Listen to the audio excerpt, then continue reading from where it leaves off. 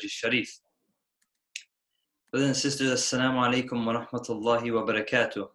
Before we begin tonight's discussion, I wanted to congratulate the whole Muslim Ummah on the auspicious birth of our second Imam, Imam Hassan al-Mujtaba alayhi salam, wishing for the safety and for the health of you and your families. In the prior nights, we have discussed the concept of Tawheed. And we have stated that Usul al-Din, which is the core principles of our faith, has been categorized into 5. Tawheed, Nubuwwah, Imama, Adl, and Qiyamah. And we have came to organize it in such a manner based on the teachings of Muhammad and Ali Muhammad. Rather, this Usul al-Din, the term Usul al-Din, it's not something mentioned in the Holy Quran. It's not something that's mentioned in a hadith where the Holy Prophet says, these are the 5 Usul al-Din. But based off of the teachings of Muhammad and Ali Muhammad, we have categorized it to be these 5. And certainty in these principles, belief in these principles, do not come from your marja. Rather, it comes from within you. Only through reflection, contemplation, and discussion is one able to find belief in these 5 principles. Islam, as we have mentioned, was and is the only religion that has completed the understanding of Tawheed, the oneness of Allah, which is the most critical belief that we have. This is absolutely vital to understand because many claim that you may reach God through different avenues. Maybe I have certain beliefs, people have different belief systems, and they have used it to find God. And they've used it to find a sort of inner peace within themselves. And we do not deny that you may be able to find peace and tranquility through other beliefs. But when it comes to Tawheed and knowing Allah, the only route is that of Ahlul Bayt, to which Imam Ja'far as-Sadiq says that when it comes to beliefs, when it comes to Tawheed, your reference point is Muhammad and Ali Muhammad. When it comes to when does Ramadan start, we refer to Islam. We refer to our Maraja. When it comes to how do I do ghusl in Islam, we go to our Maraja. When it comes to when is the moon going to be sighted, we go to Islam, we go to our Maraja. But when it comes to the logic and the existence of God, we listen to every single speech, every single book, every article, which does not come from a ma'soom.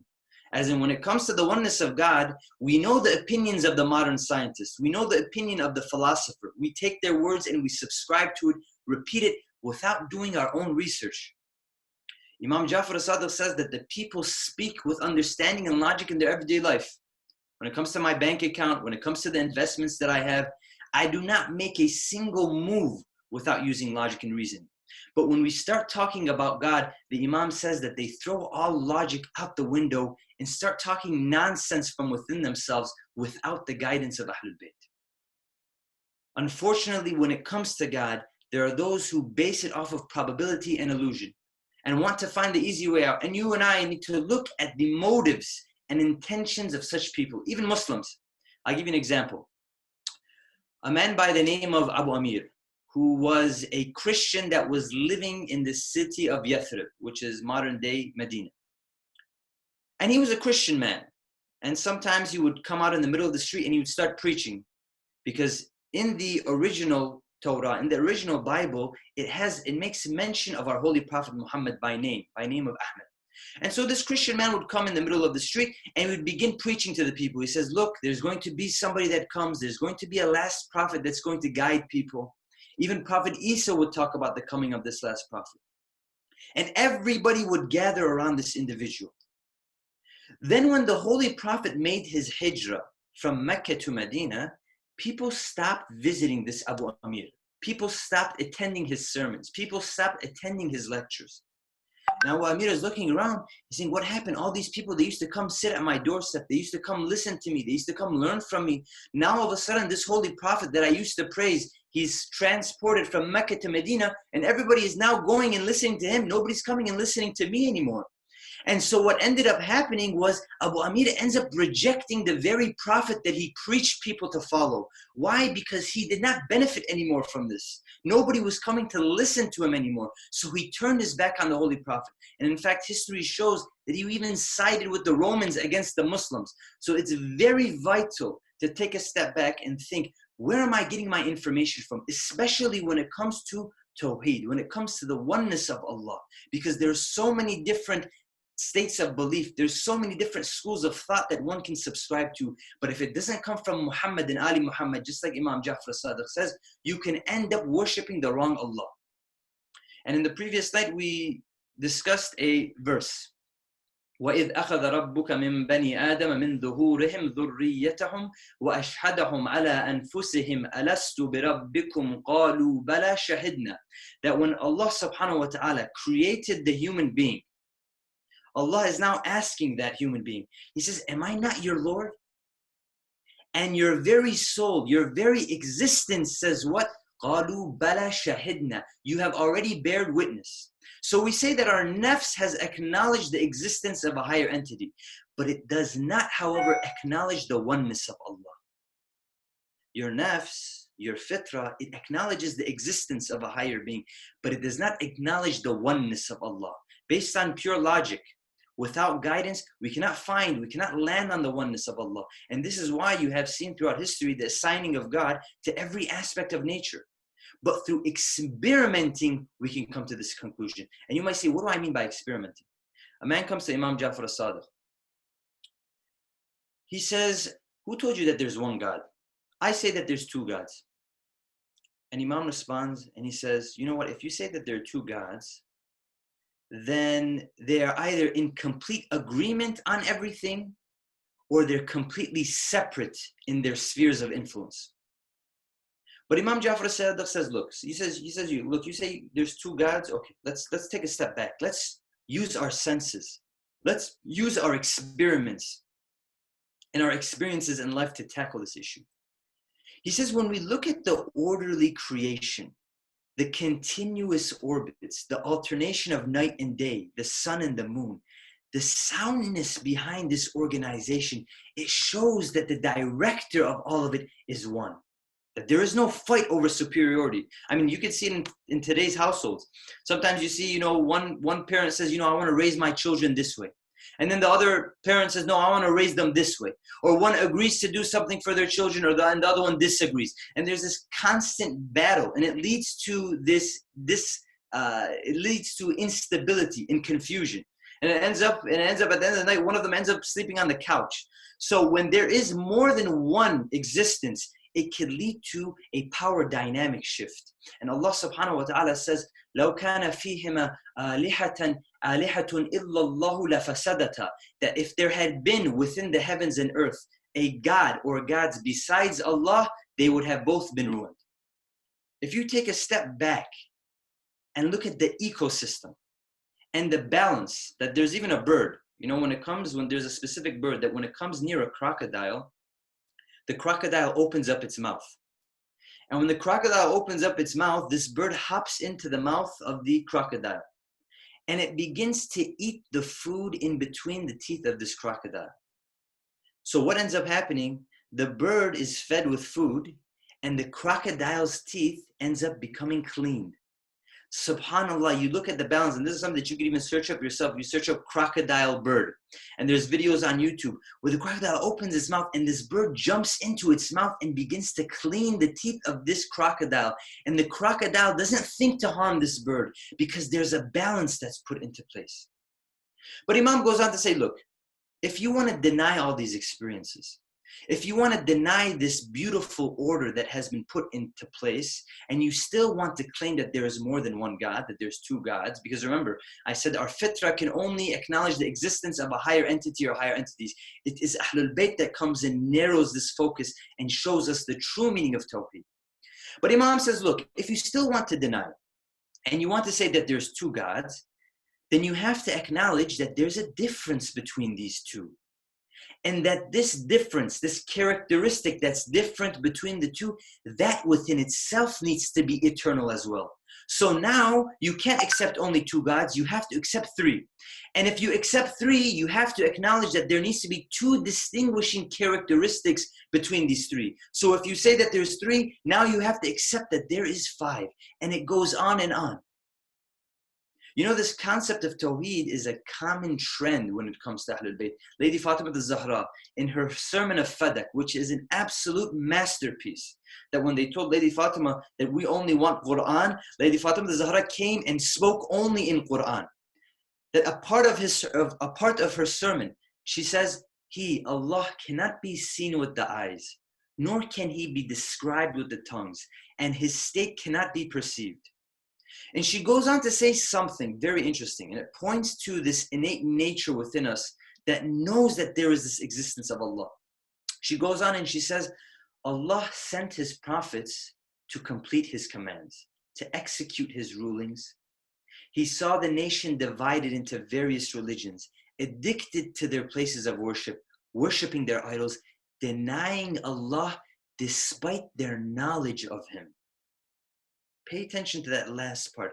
Fatima al-Zahra is saying that these people have divided into many different belief systems, and they end up denying Allah despite their knowledge of him. Fatima al-Zahra is telling us, look, our nafs points to the existence of something eternal, and the representatives of Allah narrows it down to Tawheed.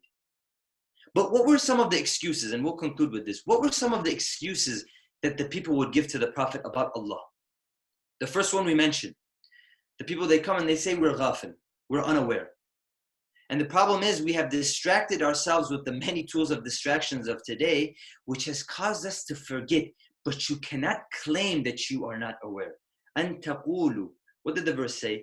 It says, أن تقولوا يوم القيامة إنا كنا عن هذا غافلين. Don't you dare think that you can bring this excuse that you are ghafil. You cannot claim that you are ghafil. So this was the number one excuse that the people would bring to the Prophet. The second excuse that people would bring to the Holy Prophet in regards to Allah, in regards to the oneness of Allah, Allah points out to it. He says, أو تقول إنما أشرك آباؤنا من قبله. What do the people come and say? They say it was our fathers who before us who made partners to God, and we are only the descendants who came after them. And today that kind of sounds like, oh, this was our environment, or this is how we were raised, or this is how my mother and father did things. These were the same exact excuses that the people brought to the Holy Prophet. They say, no, that was my father. That's the way that my father did things. And we have to ask ourselves, how many of the things that we practice today is simply because our parents have done them? And how many of those things have a true Islamic basis to them? Today, I remember I was in the mosque, and I was doing wudu. And somebody comes next to me and he says, you know, the way that you do wudu is something completely different than the way that my parents taught me how to do wudu. So that there's even differences that when it comes to the very practices of our religion, instead of us doing our own research, we depend on our parents' knowledge. And this was the same exact excuse that the people would bring to the Prophet. When the Prophet would talk about the oneness of Allah, they say, how can you blame us? This is what our parents used to do. And Allah says, don't you even think about using this excuse. That this is what our fathers did, and this is why we do it. Allah says, I will show you examples of people who were in the worst of families but became believers. And I will show you people who were in the best of families and turned their back. And you turn to the surah in the Quran that says, ضَرَبَ اللَّهُ مَثَلًا لِلَّذِينَ كَفَرُوا أَمْرَأَةَ نُوحٍ وَامْرَأَةُ لُوطٍ. Allah says, I will show you an example of those who disbelieve, the wife of Prophet Nuh and the wife of Prophet Lut, that these two were amongst the household of the prophets of Allah subhanahu wa ta'ala, yet they betrayed their husband. And in the very next verse, Allah says, look, I'll show you another example. وَضَرَبَ اللَّهُ مَثَلًا لِلَّذِينَ آمَنُوا امْرَأَةَ فِرْعَوْنَ. That He's showing you, let me show you an example of someone who was a disbeliever, whose family was filled with disbelievers, but she turned to Allah. The wife of Fir'aun, at a time where women had no rights other than to be followers, Asya, this wife of Fir'aun, becomes independent. She could have continued her role in being the wife of God because Fir'aun claimed that he was God. And she could have very well continued this role of astaghfirullah, being the wife of Allah. But she says no. And she turns her back on the disbelievers.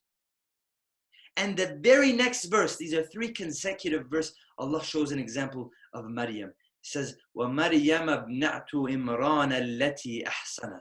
Look at the example of Maryam, who at the time she lived at a time where it was normal for men and women to get together and do unthinkable acts.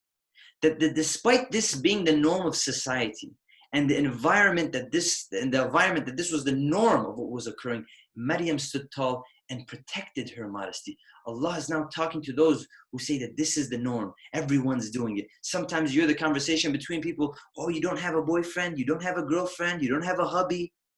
It's as if it's a weird concept to them that you don't have this. But Allah is saying, look, in 3 consecutive verses, Allah shatters the excuse of, oh, my father did it, or, oh, this is what everyone is doing. You cannot justify it because you have been given the opportunity to learn, explore, and read the teachings of our Ahlul Bayt.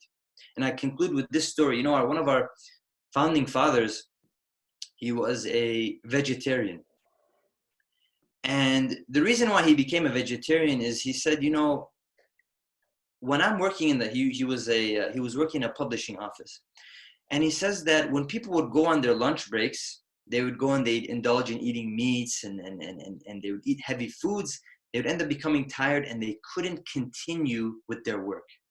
I thought to myself, let me become a vegetarian. That way I can eat something quickly and continue my studies, continue reading. And he says, one day I was on a voyage and I was sitting down and I started to smell a strong scent of fish. And he was a vegetarian who didn't eat fish.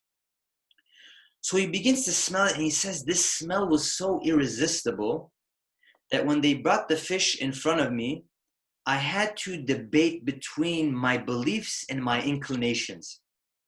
And he looks at this fish and he cuts it open and he sees that within the body of this fish, there are smaller fish.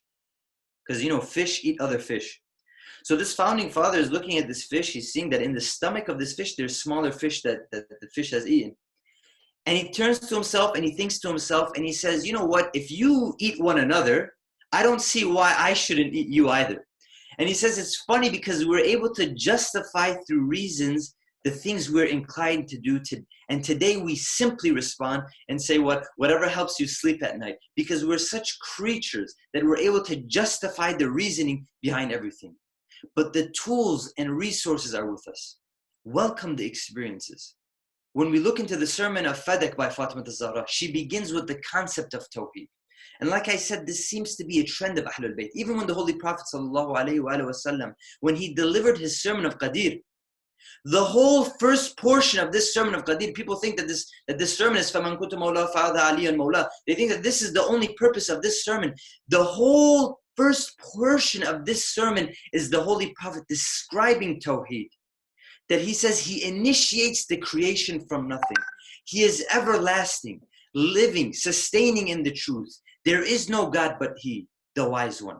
He is greater than can be conceived by vision, while He conceives all visions. The eternal, the knowing. None can describe Him by seeing Him, nor can anyone find out how He is, even with his intellect. Our Prophet tied Tawheed with Ali. That if you want to truly understand Tawheed, you need Ali. Why did the Holy Prophet, and I conclude with this final thing, why did the Holy Prophet say 1 hour of reflection is worth more than 70 years of worship? What is one of the reasons behind this statement?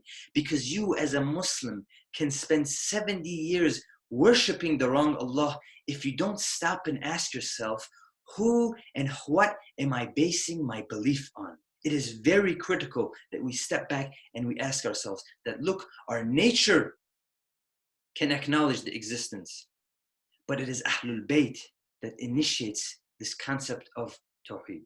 And we will conclude our lecture for today, our reflection for today, and inshallah we will in the coming nights describe furthermore this term of Ashhadu an la ilaha illallah. What is the meaning of Allah? This term Allah, what does it mean and what does it entail? Wassalamu alaikum wa rahmatullahi wa barakatuh. Salam. Thank you, Mahdi. That was excellent. Imam, would you like to share a few thoughts before we go into the program? A very beautiful presentation. I think Mahdi focused on the very fundamental feature in our faith, at-Tawheed. The term Allah is mentioned in the Quran almost 2,700 times. 2,700 times Allah mentioned in this book. This shows that how fundamental at-Tawheed is, because really everything else that we look, whether in universe or in history or in humans, all from the link of at-Tawheed. Through Tawheed, we interpret the world, we interpret history, and we interpret the purpose and meaning of human life. So when the Quran says, قُلْ أَعُوذُ بِرَبِّ النَّاسِ مَلِكِ النَّاسِ إِلَهِ النَّاسِ, means Tawheed is everything. God is Rabbun Nas, Malikun Nas, and Ilahun Nas. He is the absolute power, absolute spirituality, absolute authority. And this is why when we say, La hawla wa la quwwata illa billah, or when we say, Inna lillah wa inna ilayhi raji'un. So really, هو الأول والآخر والظاهر والباطن. God is everything for us. And the point of Tawheed is not something that we just say something in our mind that just we believe that, well, there is one God. The unity and oneness of God, it influences everything that we think, everything that we say, and everything that we do in our life. Really, if there is Tawheed, then there is no space for depression in our life. There is no space for hatred in our life. There is no space for racism in life. So if unity of God brings the unity of universe, the unity of human being, the unity of history, and if we really believe in that unity, then there is no reason for any conflict, any confrontation, any war. Every problem and every crisis that we have is because the absence of Tawheed.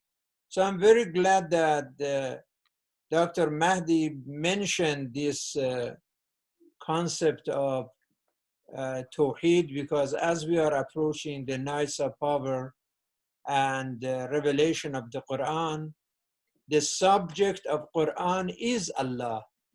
The Quran is about Tawheed. Everything else is a construction based on the foundation of Tawheed. Thank you, Mahdi. Beautiful presentation. Thank you, Imam. We appreciate it. Again, good evening and welcome to the Islamic House of Wisdom nightly Ramadan program. And tonight, as you well know, in our community, we've had an issue with evolving issue with drug addiction, with the opioid crisis, and a few organizations are really working, or several organizations actually are working to deal with the issue. And in the lead of these organizations is the LAHC. And today with us, we have from that organization is Tom Donahue and Amira Haidar.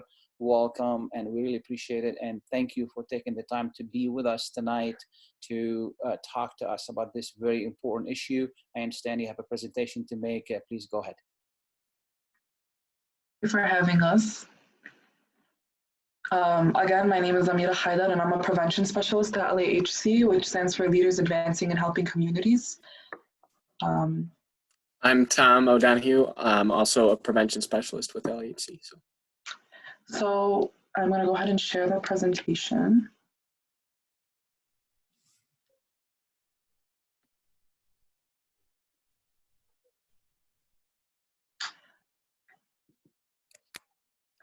Today we'll be discussing with you guys mental health, drugs, and we'll even go over safe medication disposal. So in order to understand drug use and drug abuse accurately, having a basis in mental health is vital. Mental health is the level of psychological well-being or absence of mental illness in a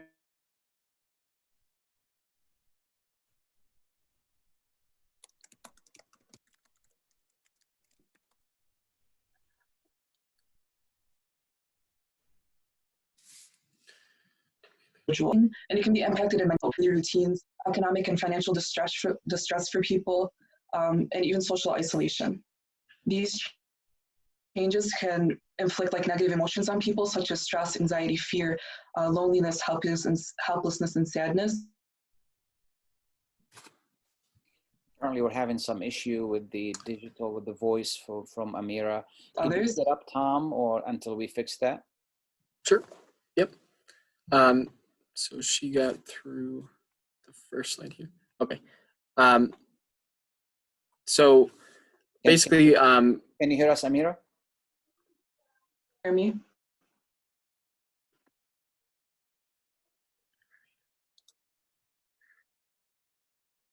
Hello? Okay, go ahead, Tom, please. okay. So let me share. Let me see if I can.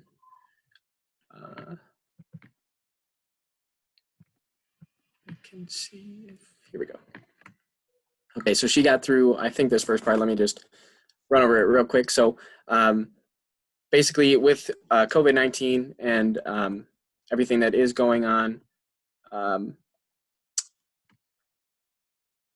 sorry. So there's a lot of uncertainty about the future. It's altering our daily routines. With that, we're going to see, and we are seeing, a lot of financial pressures.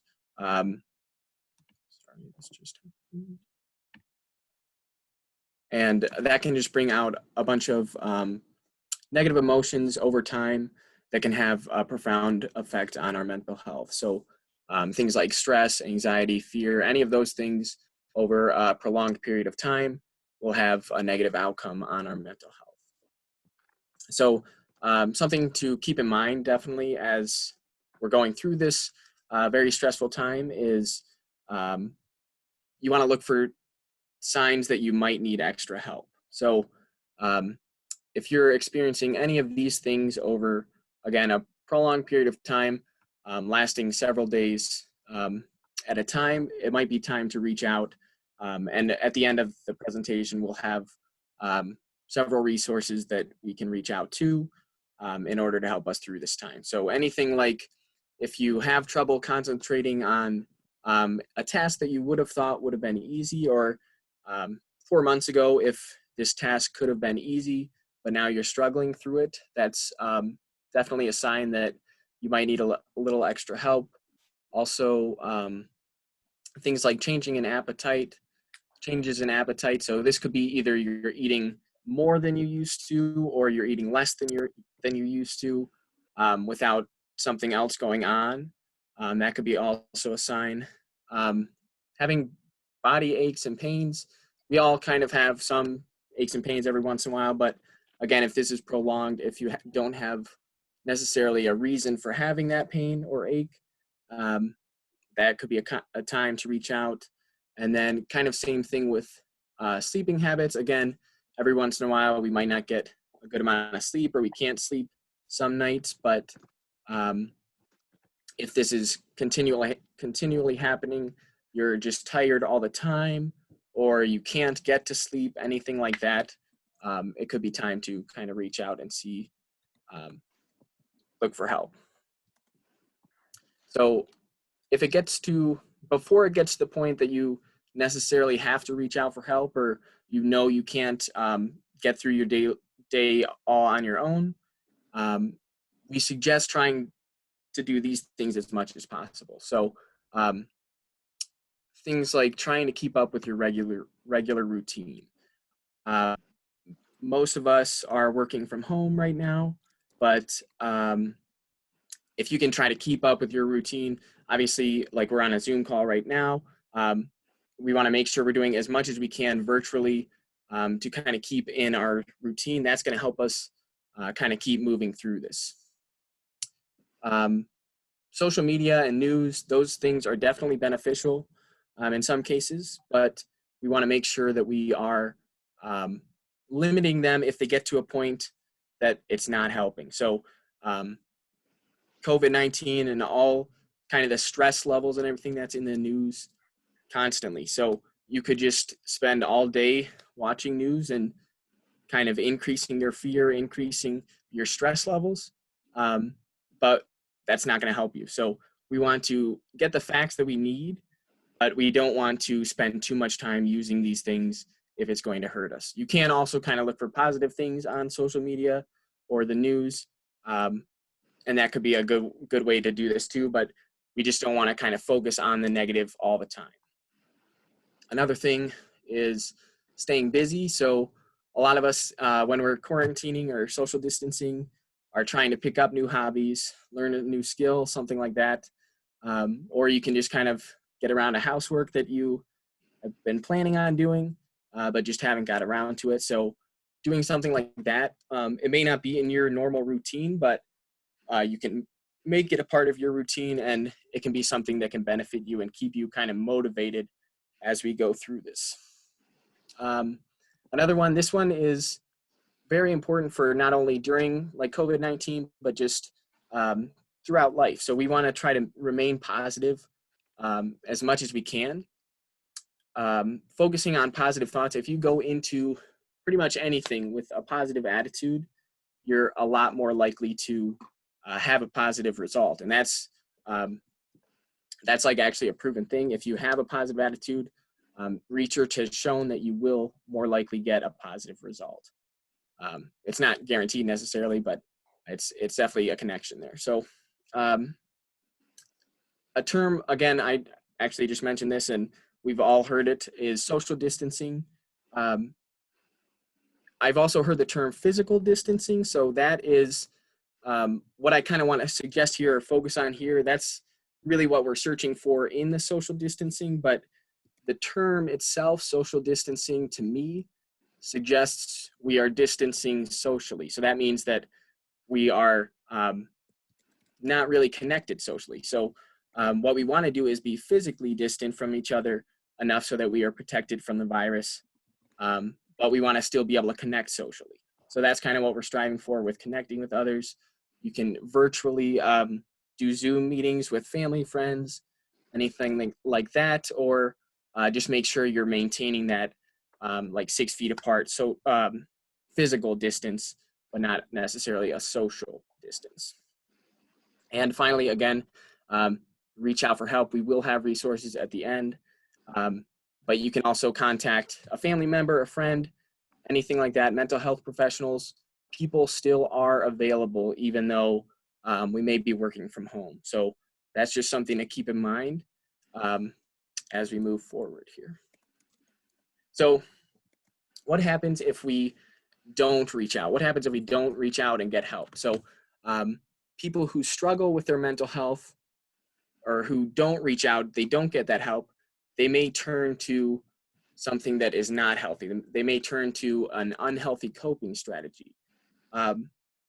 That could be something like drugs, and we're going to talk about that again. It doesn't have to be drugs, though. It could be just kind of taking risks in other ways. It could be gambling, something like that. But it's an unhealthy coping strategy that we are trying to basically deal, but we don't want to necessarily get into that. So addiction and mental health disorders are typically co-occurring. That means they kind of go hand in hand. So basically, if a person has mental health struggles or issues, they are much more likely and much more susceptible to having an addiction or having a substance use disorder. So if that person who is kind of struggling with mental health, and a lot of us are, especially with COVID going on right now, if we kind of turn to drugs or something like that, we're a lot more susceptible to that substance use disorder.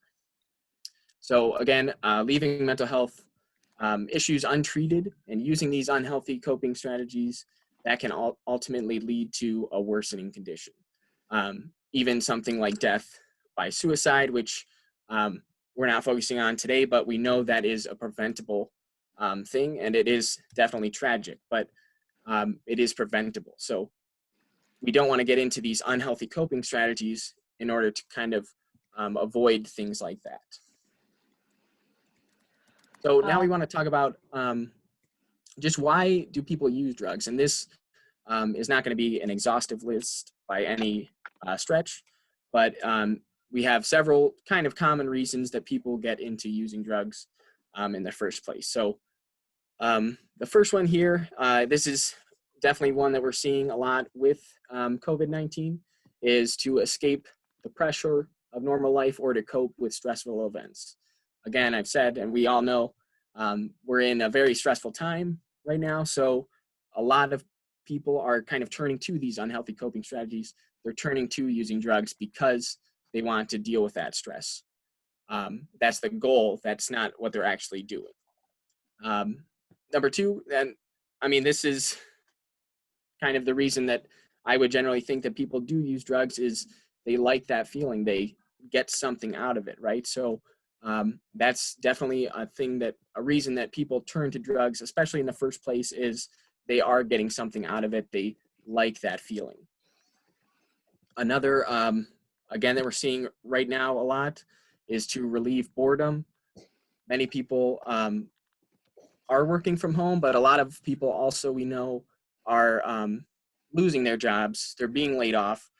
They may be bored. They may turn to drugs because of that.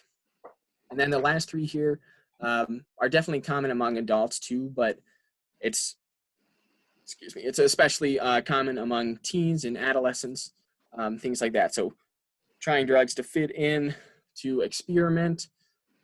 It's a new experience. They're trying to kind of reach out, just try new things, something like that, or to seem more grown up. So that's a common kind of thread, is young people think that people who use drugs are cool, or they are more grown up in some way, even if they're the same age.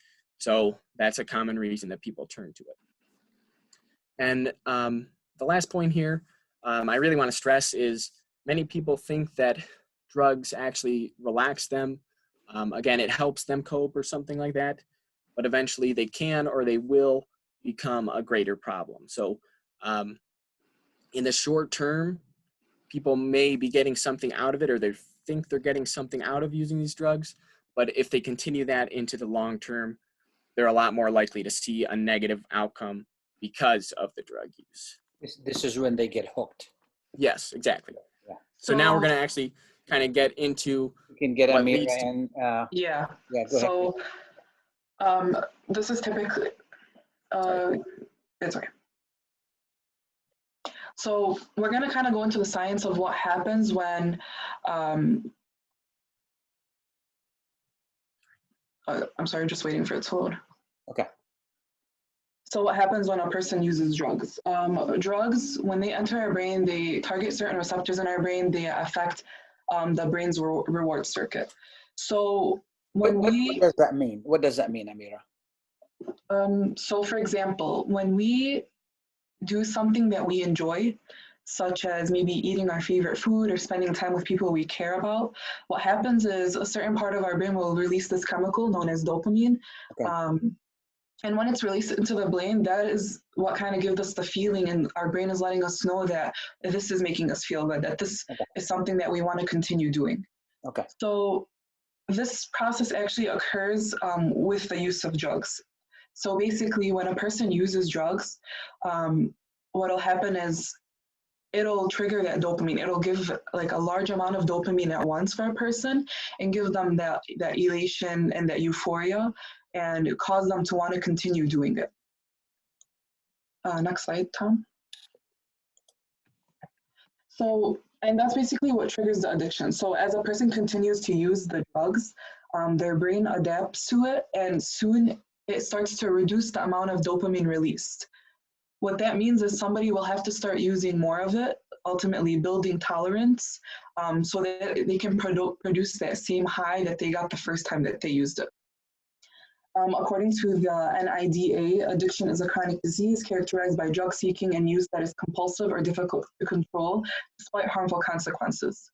A big part of that is that basically the part of our brain, so let's say we have different parts of our brain, right? Our frontal lobe is the part where we say, okay, I want to stop doing this. But then another part of our brain, which is where a kind of our fight or flee, our fight or freeze mechanism cuts in. That part of our brain is what's gonna kind of tell the frontal lobe, no, you don't know what you're saying, we know what we need. So that's how drugs are affecting the brain. It's telling you, no, we need this because it's giving us this kind of happiness. And now as they continue using that drug, that same happiness isn't being experienced. And so they say, okay, I need to use more and more. Next slide, please. So different drugs have different effects on our bodies. We're going to be discussing a few different drugs and how they can affect us. Some of them are legal. Those are basically prescription drugs, and others are, of course, illegal. Next slide. Do you want to go ahead, Tom? Yeah, sure. So we're going to start with tobacco products. So this is things, cigarettes, cigars, hookah, chewing tobacco, anything like that. So nicotine is the addictive substance in these products. It's in all of these products, and it's quickly absorbed into the blood, quickly going to the brain. We know that in tobacco smoke, there are at least 69 chemicals that cause cancer. So every single time that a person is breathing in that smoke, this is in, again, all the different types of smoke, of tobacco smoke. So cigarettes, cigars, hookah, anything like that. So there are about 70 chemicals every single time when a person breathes that smoke in that can cause cancer inside their body. And effects of using tobacco products, I think most people know it can cause lung cancer. It can also cause things like heart disease, chronic bronchitis, and it increases the risk greatly for things like heart attack, strokes, type 2 diabetes, and pneumonia. We also know that secondhand smoke is, which is basically when a person is not smoking themselves, but they're around people who are smoking and they're breathing in that smoke directly. So that is also negative. It can lead to those same health effects. And in fact, we have also learned that third-hand smoke is a thing. So what this is say a person smokes and then they leave, the smoke is gone, but that smoke is actually just a bunch of particles. So those particles are still in the area. They're still, they can be just on the walls, they can be on furniture, anything like that. So then another person who wasn't there when the person was smoking, they come into the room, they can actually breathe in or ingest those chemicals. So if you have children and you smoke, but you don't smoke around your children, they can actually still be taking in those chemicals, and that can still have a negative health effect. Yes. Can we ask you a couple questions, or should we wait until the presentation is over? How many slides do we have left? We have, I don't know what slide we're on. We have kind of a ways to go, but we could do it now if you want, either way. Yes.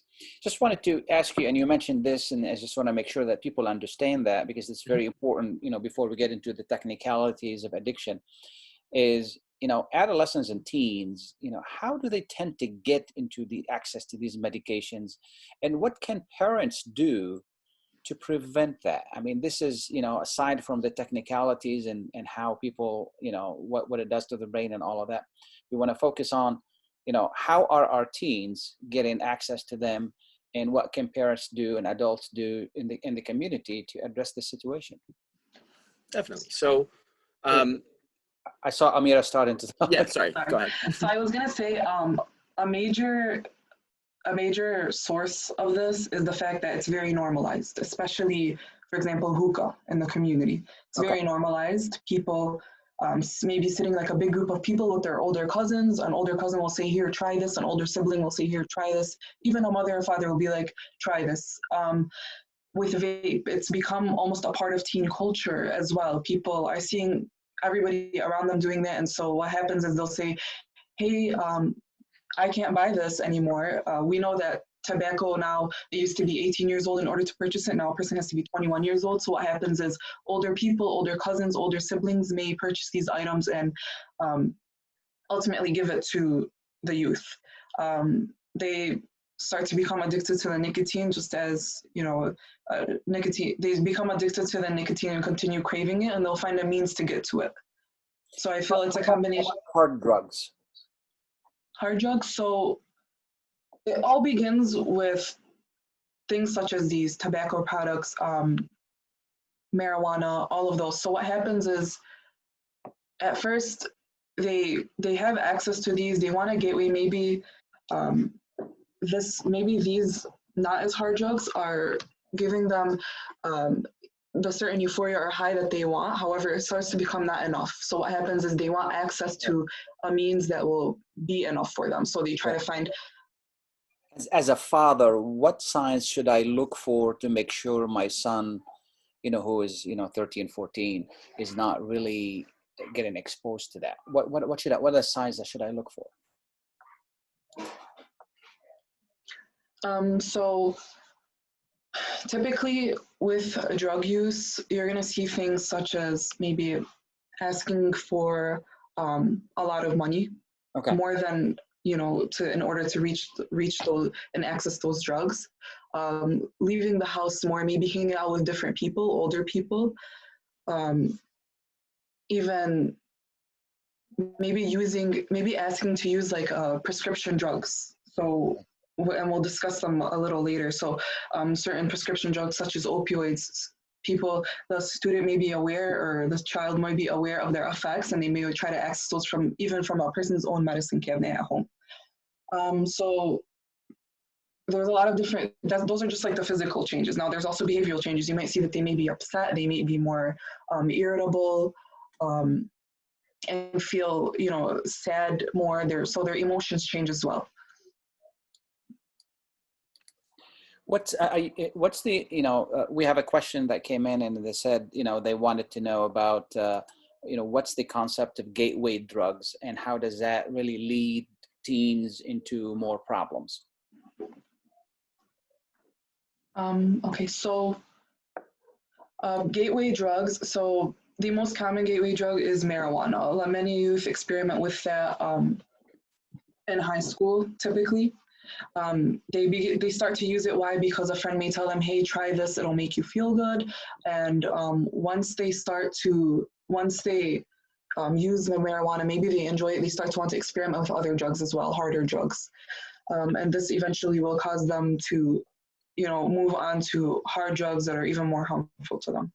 They become like addicted to it, and they continue to use it until it no longer has an effect on them. Maybe they built like a tolerance so high to marijuana that they want to move on to these harder drugs.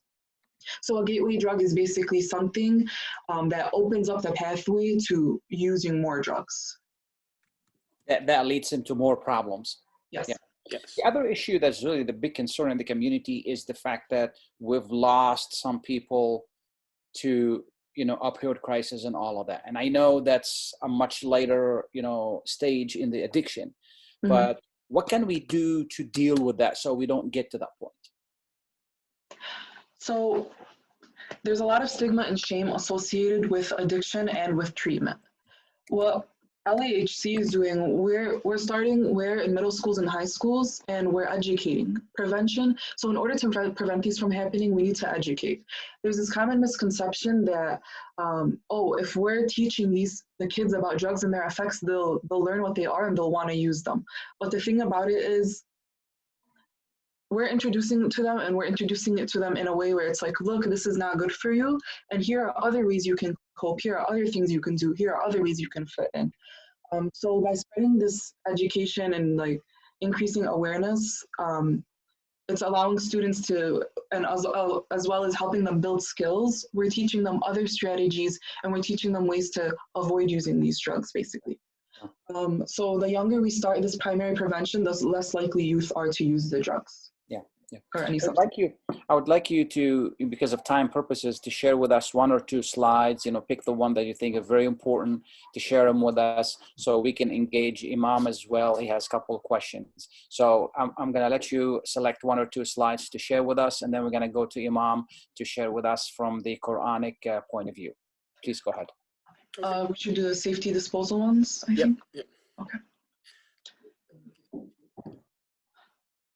Okay, so we'll just start here real quick. So the opioid crisis, that is definitely a big problem right now. So a lot of people have a lot of unused medications just in their homes. This is kind of another way that people, teens can get into using drugs, is they can just go to their own medicine cabinet and see what they have. They can kind of start there. So we want to kind of promote getting rid of those unused drugs, unneeded drugs from the home in a safe manner. So what a lot of people do is they throw them in the trash. That's actually not very safe, because then people who may have substance use disorders, they may be able to find those and then they can use them themselves. And people also flush medications down the toilet a lot or put them down the sink. And this can actually lead to finding those drug tracings in our environment, and that can affect wildlife and people over time. So we have Dispose RX. That's a common way to actually get rid of drugs safely.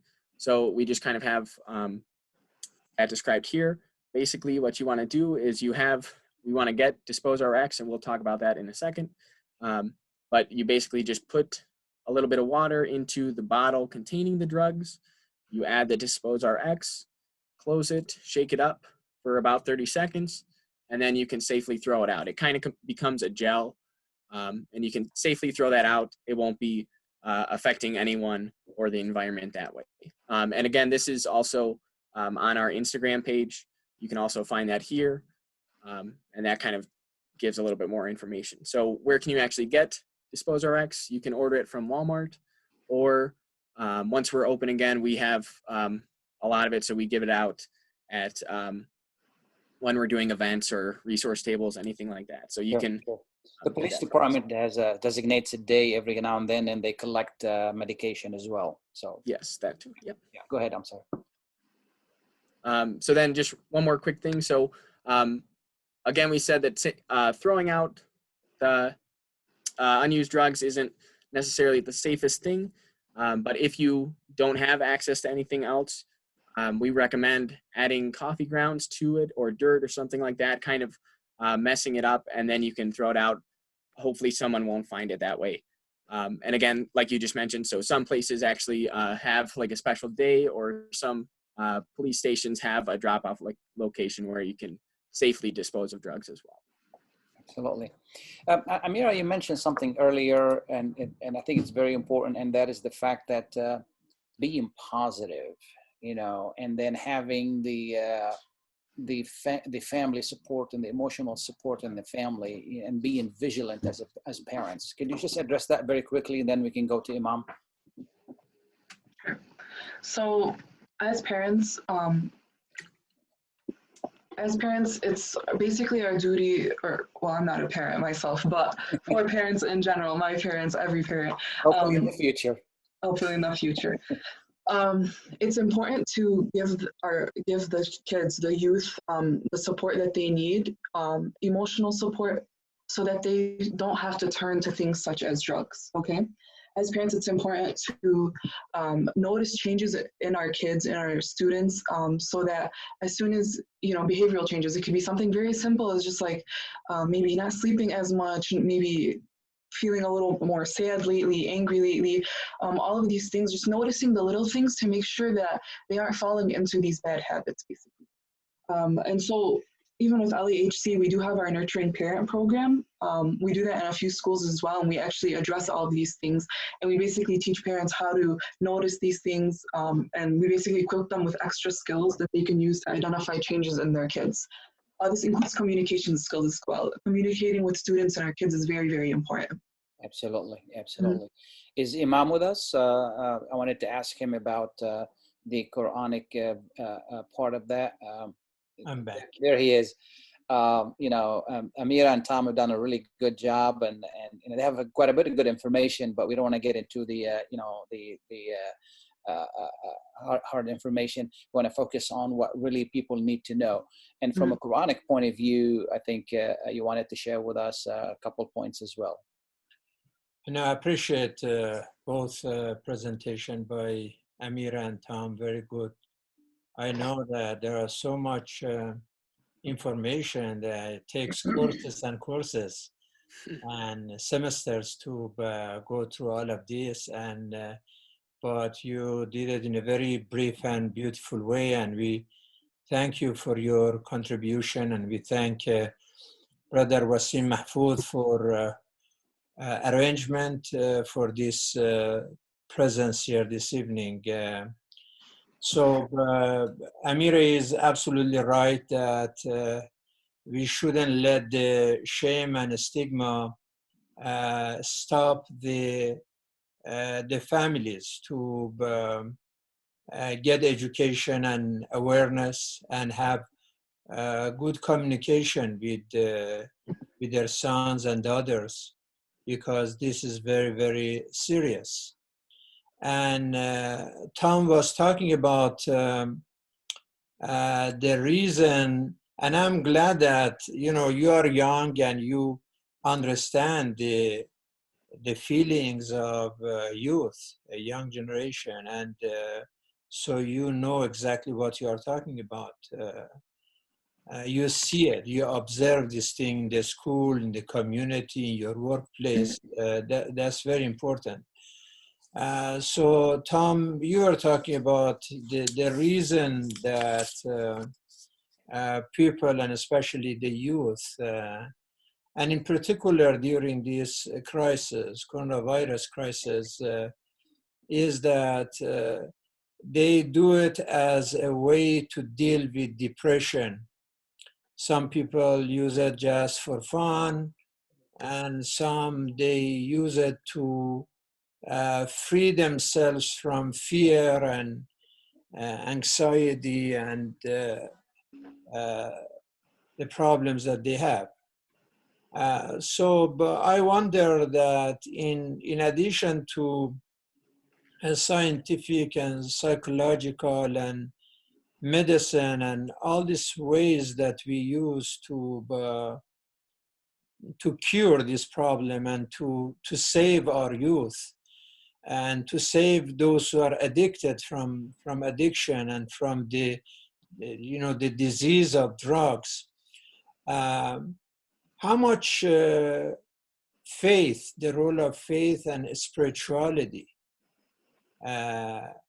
should be taken to this scene, and because especially now that we are talking holy month of Ramadan, which is the month of revelation of the Quran, we believe that the Quran is shifa'ul lima fi sudur, that Allah describes the Quran as a prescription of a medicine, a spiritual medicine to cure our souls, our hearts, our minds, and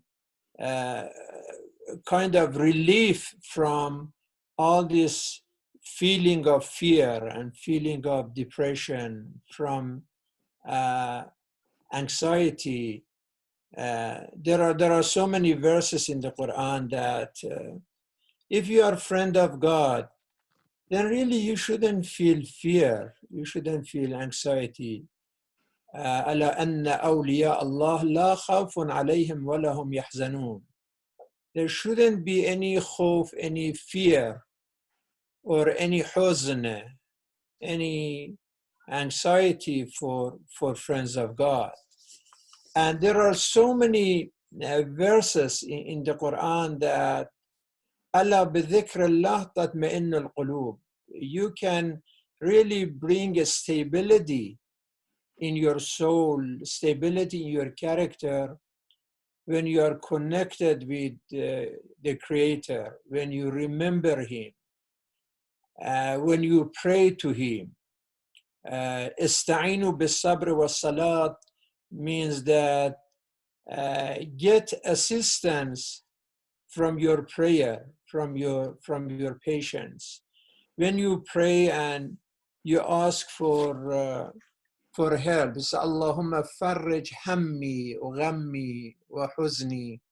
Allah, please help me from all of this anxiety and my concern and my sadness that I have.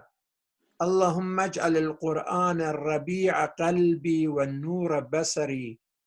Let this book, this light, this message that you send during this holy month of Ramadan to clean this huzn and sadness from my heart and end this anxiety that I have.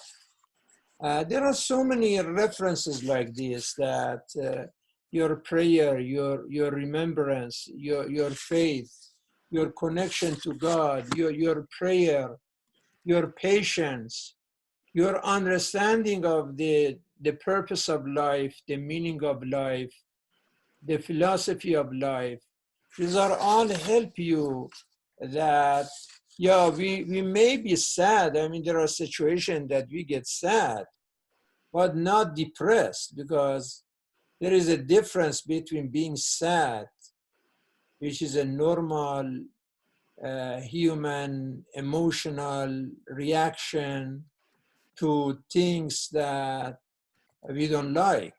I mean, when we lose a family member, for example, when a tragedy happens, when people are losing their jobs. Now, this is the biggest thing, joblessness, unemployment now in this country. All this uncertainty, insecurity, financial problems. So it makes people sad, but sadness is something and depression is something else. When you have a faith, you have hope, you have determination, you don't give up, you have willpower, you show practice in your life. So there are so many things. Like there is an example when Prophet Muhammad, peace be upon him, he lost his son, and that was the only son. He cried, and some people were surprised that, "Wa anta ya Rasulallah," I mean, are you depressed? That's why you are crying? He said, "No, tadma'ul ayn wa yahzanul qalb wala naqulu ma yusqitu ar-rabb wa inna bika ya Ibrahim la mahzunun." He said it's normal that when you are going through a tragedy, to be sad, to cry, to have like your eyes full of tears. That is normal to be sad. But at the same time, you submit to the will of God and you say, whatever you want for me, and you think that is the best for me, because you know better. There are things that we don't like, but they are good for us. Asa'an takrahu shay'an wa huwa khayrun lakum. And there are things that we like it, but it's not good for us. So how much you think the role of faith and prayer and patience and spirituality and recitation of the Quran, for example, when somebody is sad, just make a wudu, open the Quran and recite some verses from the Quran. And for example, reading the story of Ahlul Bayt, that they went through so many pains and so many tragedies in their life, but they never lost their hope. They never gave up in their life. They continued to be dedicated and devoted. They never thought that to escape from fear, they needed to have alcohol, or they needed to have drugs, or they needed to go this kind of thing. So how you treat the youth that they are dealing with this, and how much the role of spirituality is appreciated in this kind of treatment, because we as a religious community, we believe in professional help, professional assistance, that people need to see expert in this area. But is it something that also in your area the faith is focused on, and the families are encouraged to raise their kids faithfully so they are strong and stable? How much you think this matters in dealing with this issue? So the question is, does faith play a role in the treatment and or the prevention? Definitely. So faith-based communities play a big role, and spirituality plays a big role, especially in recovery for many people. I don't know if I can speak for everybody, but for many people in their recovery from either substance use issues, from mental health disorders as well. And it's definitely a combination of the spirituality and faith and getting the right help. A perfect analogy, when I was younger and I would ask my dad, okay, Baba, what if I just pray for an A on this test? My dad would tell me, Allah is not going to give you an A on the test if you don't study. You need to study and pray, and inshallah you will get an A on the test, right? So, and I feel like the same can be applied. Like that combination of spirituality and getting the right help is ultimately what will help someone recover. There are many evidence-based recovery practices and treatments that are based on faith, and they have helped many people eventually recover from any disorders and illnesses that they have. I would say it works for, I believe Alcoholics Anonymous is based off of spirituality as well. So definitely it plays a huge role, and for many people it is very beneficial, and of course ensuring that hope, giving that hope so that they can recover, find that meaning and purpose to life, and eventually overcome these issues. Amira, you're part of this community, and we have an issue with stigma. For us to really talk about this issue is very difficult and accept it. How can we deal with that? How can we get better at it?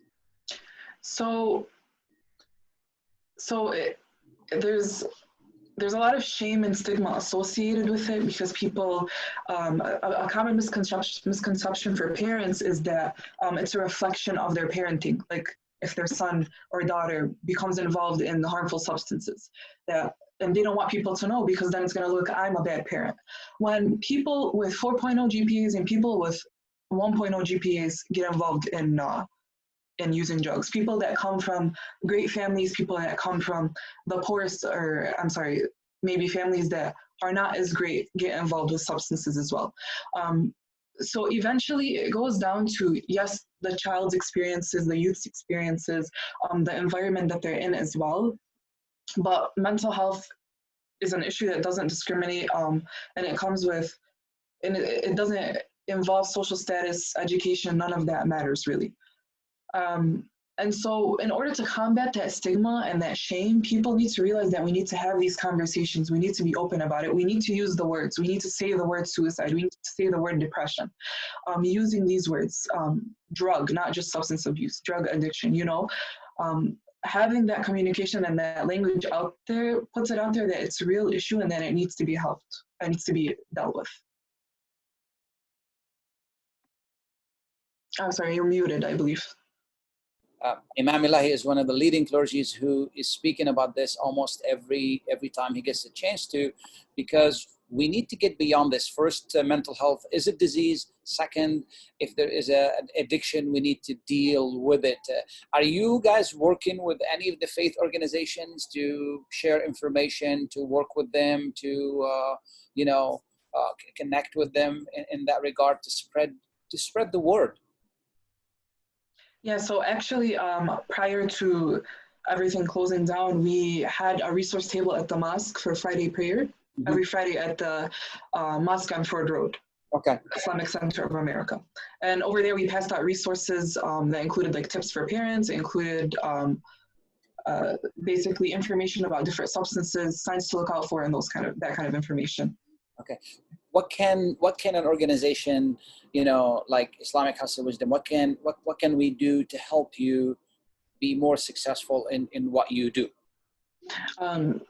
Maybe even having a resource table over there, or even we can provide you guys with the literature so that the people who go to the Islamic House of Wisdom can also access it as well. Yeah. Tom, is there one thing you like people to know about this issue? What would that be? I mean, I think it goes back to the stigma. We do, as Amira said, we do need to have these conversations, basically in all communities, and also that recovery it's possible, and that prevention is crucial. So if we can prevent as much as possible from happening, then it'll be a lot easier for people to recover, and then we will ultimately be a safer community overall. And same question for Amira. Again, prevention, drug use, mental illness, they're all treatable, they can all be cured, and with the proper educational tools, it's very possible to reach that recovery and to be able to prevent these issues. It's important to work together to break the stigma and end the stigma in our community, educate the people in our community in order to overcome this. Yeah. And of course, be able to reach out for help. I want to also emphasize the fact that there should be no shame in seeking help. We will share certain resources with you guys, such as the 24-hour crisis line. They have people that speak many languages, including Arabic, and it's completely anonymous, and this allows for people to basically call and deal with any issues they're having. It's mainly for people with Medicaid or no insurance, and it includes like a phone screening.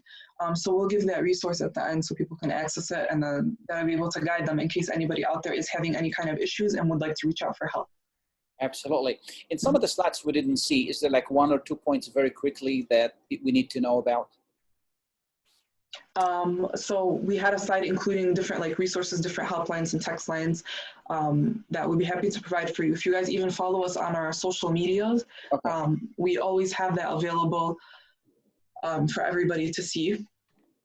Absolutely. Mm-hmm. And I just received a question for Imam.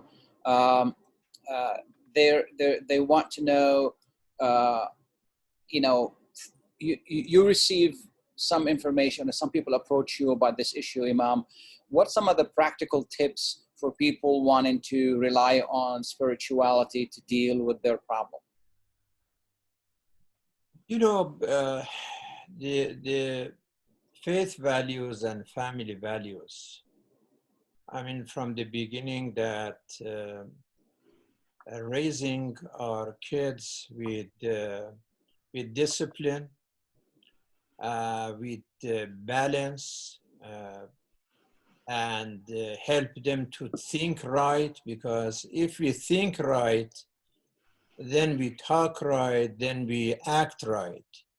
So it's very important that, reflection, that even Mahdi was talking about, why is it that... Mom, the question is, if somebody approached you with an addiction problem or a drug problem, what are the procedures you go through, because they're coming to you for spirituality? Right. Yeah. First of all, to sit down, many times the parents, they come just want to see if there is a prayer or, there is a solution, there is like, and I would ask them to set up a session that I can talk with, their children, with their son, with their daughter, to have a communication, as Amira mentioned, and to really have a very friendly and faithfully and sincere conversation with them. It's a very, very difficult situation. I mean, when it gets to addiction, it's not a joke. I mean, it's a very, very serious recovery, how to do that. But then we try really to use any faith factor to encourage them to be strong and be determined and to drop drugs and stay away, because you know, that is something that the shaitan wants them to do. That is tools that the Quran said, al-khamr wal-maysir, through alcohol, which is even worse than drugs. The Satan wants to destroy your future, destroy your life, destroy your job, destroy your education. You would lose everything. And then we do some prayer, of course. We pray together and we go through some Quranic verses, realizing that really what bothers them, you know, what is it really that bothers you? And then go through some of the challenges that they have in their life, and they open their hearts, talking about their issues, their problems, about their frustration, the things that disappointed them. And we try to provide some faith inspiration and energize them and give them hope that, you know, the gates of God's grace are open all the time to return and get energized. I see the Mahdi is there. Maybe he wants to. Before I get to Mahdi, I just want to make sure, you know, Amira, you know, what Imam is talking about sounds like a support. We still need to deal with the clinical aspect of it. Is that correct? For sure. I mean, always we say that. Yeah. Go ahead, Amira, or Tom, either one. I think something to add on to what Imam was saying, the spiritual aspect is very important. I think one thing that people need to realize is that, and it ties back to the concept of Tawheed, is that Allah subhanahu wa ta'ala isn't only just the creator of things. Many times we think that Allah just created things and now He's taking a step back. Allah is the best creator and Allah is the best manager as well. So not only did He create, but He's also managing the situation as well. And that's something that people need to understand from a faith and from a spiritual perspective. You need to take a look and say, look, Allah has created things, but He has also managed things as well. That He is also the best of planners, that we need to trust Him in His creation, and we need to trust Him when it comes to His management as well. Yeah. To go back to Amira, you know, again, the spirituality plays an important role in introducing the person to help, also providing the support, but we still need to deal with the clinical part. Is that correct? Yeah, of course. Yeah. Of course. Again, we mentioned that it plays with our brain. It causes like chemical imbalance, has to do with the receptors in our brain. With a clinician's help, with, you know, of course, people who want years of studying, that combination, of course, the spirituality and religion, but having that clinical aspect is also extremely, extremely vital in order to help somebody recover. Absolutely, absolutely. Because I know, you know, Imam gets a lot of calls and is very active with this, and we can't really thank him enough. Final thoughts from you, Amira. I just want to say, of course, again, important to have these discussions to break the stigma, for people to be able to come forward and talk about these things that are happening, so we can reduce the opioid use or drug use in total amongst youth in our community. It's important to prevent and to educate, and that, again, recovery is possible. Sure. Seeking treatment is very important. We have to all work together, faith-based communities, business sectors, in the school system, community as a whole, in order to ensure that we can move forward from this work together as a team, so that with whatever way we can contribute, so that we're reaching the ultimate goal of reducing these issues in our community. Tom? Yeah, if I can just share the screen one more time, I would say just, again, there is help available, so I'm going to just put this up. We have the resources that can offer help. So we have our LAHC's line and our website. There's the 24-hour hotlines, Michigan Tobacco Quit line, Detroit Wayne Integrated Health Network. That's just kind of a broad, it's all free here, all free hotlines, 24 hours, 7 days a week. All of these can just help out in several different ways. So National Suicide Hotline, And then there's some resources just for teens as well. So absolutely. And if you send it to us in a brochure form, we can post it on our Facebook page as well. Is Mahdi still with us? I don't know if he has any final thoughts before we can go to Imam. I guess Mahdi is not. Now Imam, final thoughts, and then close it with a prayer, and we thank you. Yeah, I think one point that Sister Amira mentioned, that when she was studying and her dad told her that, yeah, you have to work hard and pray. It's not just prayer to get good grade. In addition to prayer, It's not a free pass, yeah. You have to work. I mean, you have to do your homework. So the paper and prayer together. You cannot have prayer without working on the paper. So there is a practice over there. And it's interesting that the Quran says in Surah Al-Jumu'ah, فَإِذَا قُضِيَتِ الصَّلَاةُ فَانْتَشِرُوا فِي الْأَرْضِ وَابْتَغُوا مِنْ فَضْلِ اللَّهِ. When the prayer is finished, then go out and work and, you know, get the Fadl Allah. So it's not that even on Friday, it says after Friday prayer, go to work. So that's very important, that our religion is a religion of rationality. It's a religion of reason. So we never had a problem with science in our history of Islam. So even now, for example, regarding coronavirus, we always says, look at what the real scientists said, what the medical community say about, you know, the social distance and how long we should continue that and when we should reopen the country. We are saying that this is not only what the politicians may say, but what the real scientists say. And so as we go to the doctor for physical illness, which is even Prophet Muhammad, peace be upon him, when he visited one of his Sahabi and he was sick, and the Prophet asked that, did you see a doctor? And the guy was surprised that the Prophet says, did you say doctor? He expected the Prophet just make a prayer for him, and you know, it is. And he said, no, I pray for you, but my prayer is answered through the work of the doctor.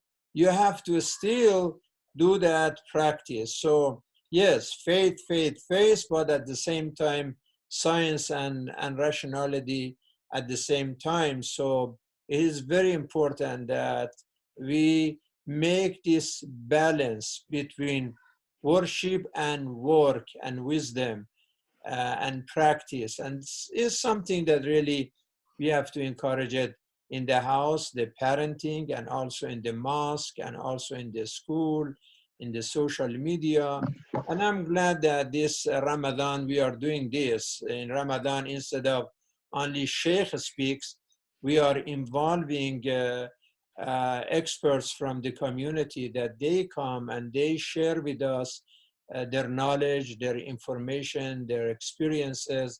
And I hope that the families in our community and anywhere, the audience through these virtual visitations, they follow this discussion because we don't want to wait just for an emergency. The families shouldn't wait till it is too late and the son or daughter is totally addicted, and it's very hard to actually cure them at that time.